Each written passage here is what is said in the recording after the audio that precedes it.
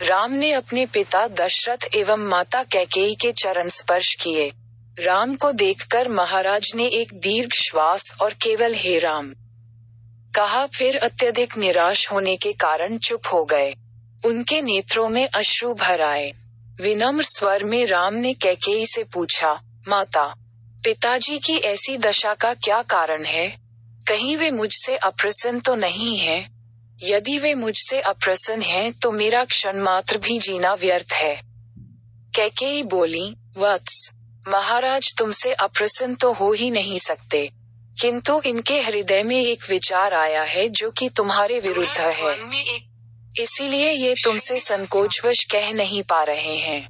देवासुर संग्राम के समय इन्होंने मुझे 2 वर देने का वचन दिया था। अवसर पाकर आज मैंने इनसे वे दोनों वर मांग लिए हैं। अब तुम्हारे पिता को अपनी प्रतिज्ञा का निर्वाह करने के लिए तुम्हारी सहायता की आवश्यकता है।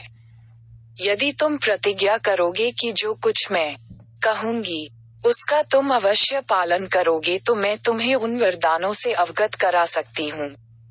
राम बोले, हे माता, पिता की आज्ञा से मैं अपने प्राणों की भी आहुति दे सकता हूँ। मैं आपके चरणों की सौगंध खाकर प्रतिज्ञा करता हूँ कि आपके वचनों का अवश्य पालन करूँगा। राम की प्रतिज्ञा से संतुष्ट होकर कैकेयी ने कहा, वत्स, मैंने पहले वर से भरत के लिए अयोध्या का राज्य और दूसरे से तुम्हारे लिए 14 वर्ष का वनवास मांगा है। अतः अब तुम अपनी प्रतिज्ञा के अनुसार तत्काल वक्कल धारण करके वन को प्रस्थान करो।